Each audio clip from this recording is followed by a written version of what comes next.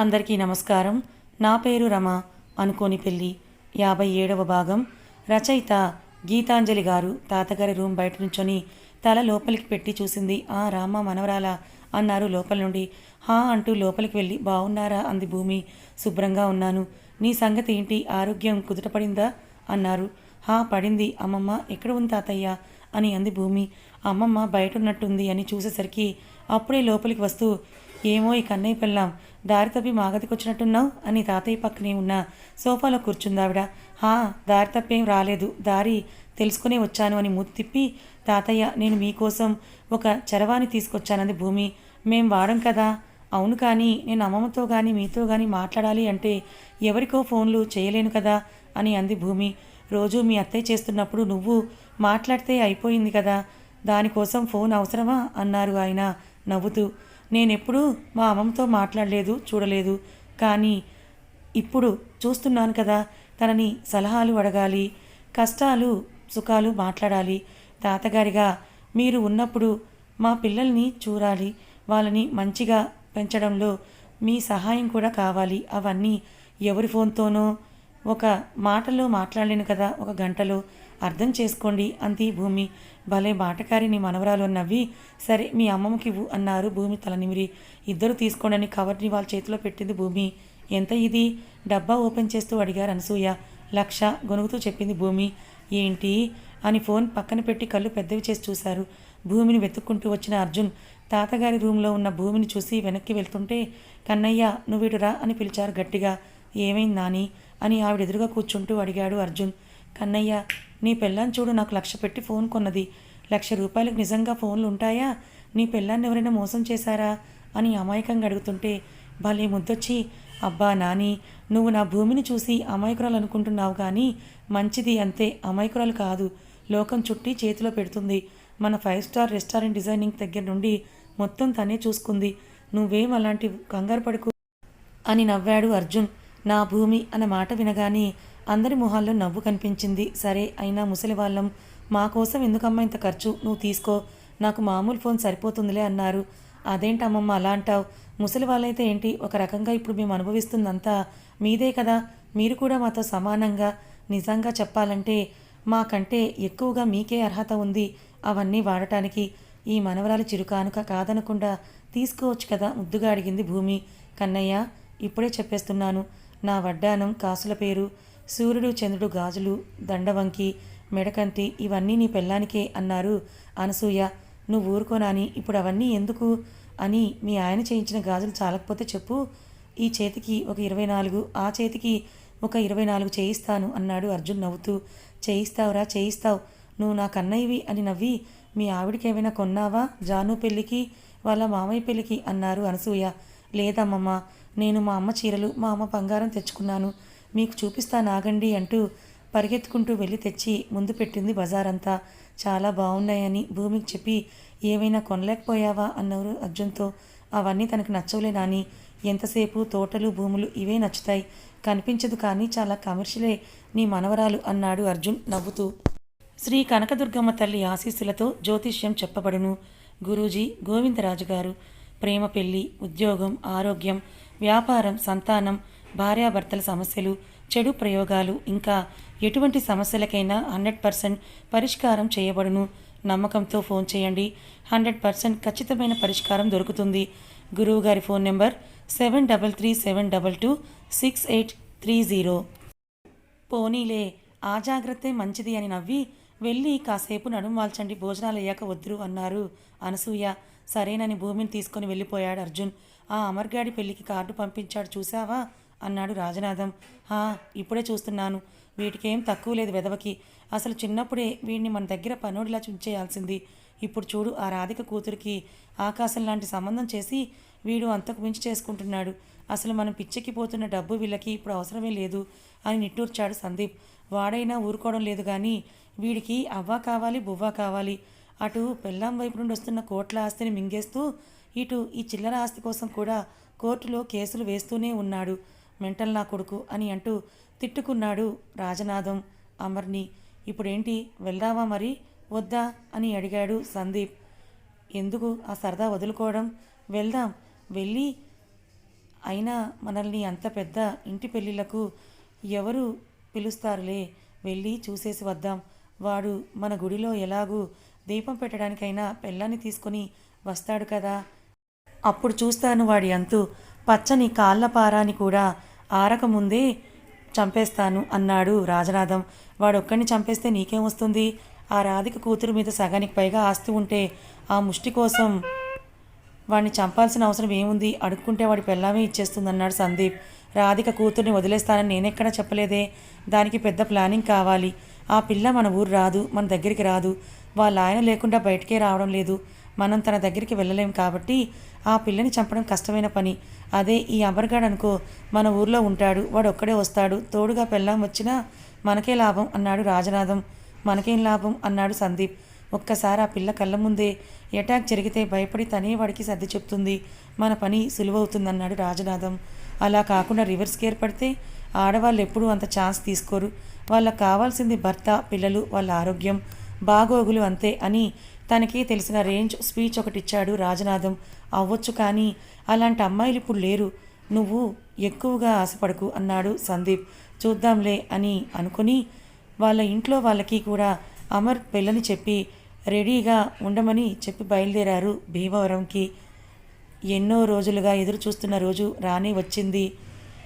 10 ఎకరాల కొబ్బరి మాగాని మధ్యలో ఆకాశవంత పందిరి మధ్యన భూమండలాన్ని తలపించే లైట్లు, సస్టైనబుల్ వెడ్డింగ్ కావాలని జాను కోరిక మేరకు ఒక ప్లాస్టిక్ వస్తువు కానీ ఆర్టిఫిషియల్ పువ్వులు కానీ వాడకుండా పచ్చని తోరణాలు, మామిడి కొమ్మలు, బంతి పువ్వులు, తులిప్స్ లాంటి నేచర్ డెకరేషన్తో పాటు ముత్యాలకు వేలాడుతున్న అమర్, వైష్ణవి, జాను, కార్తీక్ ఫోటోలు, నిలువెత్తు వెంకటేశ్వర స్వామి విగ్రహంతో వేదిక కలకల్లాడుతూ ఉంటే వేదం చదువుతున్న గురువుగారుల మంత్రాలతో మొత్తం శాస్త్రోక్తంగా జరుగుతోంది. సాక్షాత్తు లక్ష్మీనారాయణల పెళ్లి జరుగుతుందా అనేంత అందంగా అలంకరించబడ్డ వేదిక మీద ఒక పక్క వైష్ణవి, ఇంకొక పక్క జాహ్నవి కూర్చొని గౌరీ పూజ చేయిస్తూ ఉంటే పంతులుగారు అడిగినవన్నీ అందిస్తూ హడావిడిగా తిరుగుతోంది భూమి. వరుసగా ఆగిన 2 SUV కార్ల నుండి బయటకు దిగారు రాజనాథం, సందీప్ అండ్ కో. అందరిలాగానే చెకింగ్ చేసి వాళ్ళ ఫ్యామిలీని లోపలికి పంపించారు. సెక్యూరిటీ చెకింగ్ కౌంటర్కి లోపలికి వెళ్ళడానికి మధ్యలోనే 1 కిలోమీటర్ దూరం ఉంటే లోపలికి వెళ్ళేసరికి వాళ్ళని వెల్కమ్ చేసుకోవడానికి రెడీగా ఉన్నారు ఈవెంట్ ఆర్గనైజింగ్ స్టాఫ్ అంతా. వాళ్ళని దగ్గరుండి లోపలికి తీసుకుని వెళ్ళి వాళ్ళకి అలాట్ చేసిన సీట్లో కూర్చోపెట్టారు అక్కడి స్టాఫ్. భూమి, అత్తయ్య దగ్గర మధుపర్కాలున్నాయి, అవి తీసుకుని గదిలో పెట్టేయమ్మా అన్నారు వైశాలి. అమర్ తల్లిదండ్రుల స్థానంలో కూర్చున్న వైశాలి ప్రతాప్ గారిని చూస్తూ అత్తయ్య వెళ్తున్నానని కిందకు దిగింది భూమి. చుట్టాలతో మాట్లాడుతూ ఉన్న అనసూయ గారు దగ్గరికి వెళ్ళి మధుపర్కాలు తీసుకొని వస్తూ పక్కనే ఉన్న సందీప్, రాజనాథం వాళ్ళని చూసి ఎవరో తెలియక పలకరించినట్టు నవ్వేసి వెళ్ళిపోయింది భూమి. ఏవండి, తను రాధిక కూతురు కదా, అచ్చం రాధికలానే ఉందండి ఆశ్చర్యంగా చెప్పింది రాజనాథం భార్య. అని విసుగ్గా ఆవిడికి చెప్పి అమర్ వైపు చూశాడు. పెళ్లికలంతా మొహంలో ఉట్టిపడుతూ ఉంటే నుదుటిన భాస్కంతో చాలా సంతోషంగా ఉన్నట్టు కనిపిస్తున్నాడు అమర్. ఇటురా అని భూమిని పిలిచి, మీ చుట్టాలు వచ్చారు చూసావా అని చిన్నగా అడిగాడు అర్జున్. మా చుట్టాలా? అయోమయంగా చూసింది భూమి. అని సందీప్ వాళ్ళు ఉన్న వైపు చూపించాడు అర్జున్. ఓ వాళ్ళేనా, వెళ్ళి పలకరించి వస్తాను అని కిందకి వెళ్ళింది భూమి. నడుచుకుంటూ వాళ్ళ వైపు వస్తూ ఉంటే ఇదేంటి మళ్ళీ ఇటు వస్తోంది అని గొనిగాడు చిన్నగా సందీప్. తెలియనట్లే నాకు కూడా అని సందీప్తో చెప్పి చూసి చూడనట్టుగా కూర్చున్నారు వాళ్ళ ఇద్దరూ కూడా. నమస్తే, ఎలా ఉన్నారు తాతయ్య అని రాజనాథంని పలకరించింది. సందీప్ వైపు చూసింది. బాగున్నాం, నువ్వు ఎలా ఉన్నావమ్మా అని ఎక్కడిని ప్రేమని ఒలకబోశాడు రాజనాథం. బయట వాళ్ళలాగా ఇక్కడే కూర్చున్నారు ఎందుకు, రండి అందరికీ పరిచయం చేస్తానని లేపి తీసుకొని వెళ్ళింది భూమి. అర్జున్ వాళ్ళ చుట్టాలందరికీ వీళ్ళని పరిచయం చేస్తూ అర్జున్ దగ్గరికి తీసుకొచ్చింది. మా ఆయన అని అర్జున్ని చూపించింది భూమి. రాజనాథం షేక్ హ్యాండ్ ఇవ్వబోతూ ఉంటే అసలు భూమిని చంపమని ప్రేరేపించింది వాడే అని తెలిసి చంపేయాలని అనిపిస్తూ ఉన్న ఆ కోరికను అలానే బలంగా అంచుకొని నమస్కారం చేశాడు అర్జున్. ఇబ్బందిగా నవ్వి వాళ్ళ ఫ్యామిలీని పరిచయం చేశాడు రాజనాథం. అందరి వైపు పలకరింపుగా నవ్వి పెళ్ళైనంత వరకు తప్పకుండా ఉండాలని చెప్పి ఎవరో పిలుస్తున్నట్టు అనిపిస్తే వెళ్ళిపోయాడు అర్జున్. మీరిక్కడ కూర్చోండి, మన వాళ్ళంతా ఇక్కడే ఉన్నారని వాళ్ళకి చెప్పి స్నాక్స్ పంపించమని స్టాఫ్కి చెప్పింది భూమి. ఎందుకు ఇంత మంచిగా నటించేస్తోంది, వాళ్ళమ్మని మించిపోయిందని పళ్ళు నూరుకున్నాడు సందీప్. ఆ పిల్ల ఏం చేసింది, సంతోషించండి, కనీసం వచ్చి మాట్లాడింది. మీరే కానీ ఈ పొజిషన్లో ఉంటే ఏం చేస్తారో మీకు విడిగా చెప్పాలా ఏంటి అని అంది రాజనాథం భార్య. నువ్వు నోర్మి అని ఆవిడని గదిమి జరిగే పెళ్లి తంతుని చూస్తూ ఉన్నాడు రాజనాథం. కాశీ ప్రయాణం అని చుట్టాలందరూ గోలగోల చేస్తూ ఉంటే పాదుకల మీద నుండి లేచి నుంచున్నారు అమర్, కార్తీక్. కార్తీక్ దగ్గర అర్జున్ నుంచుంటే అమర్ దగ్గర ఎవరు వస్తారని అందరూ ఎదురు చూస్తున్నారు. అభిజ్ఞను శృతికి ఇచ్చి చెంబు గొడుగు పట్టుకొని అమర్ దగ్గరికి వచ్చాడు ధను. స్టార్టర్స్ రావడంతో అవి తింటూ చుట్టూ చూస్తున్నాడు రాజనాథం. ఇలా పెళ్లి చేయాలంటే ఇలాంటి 100 అమర్లను మోసం చేయాలని మనసులో అనుకుంటూ ఉంటే అటు చూడన్నాడు సందీప్.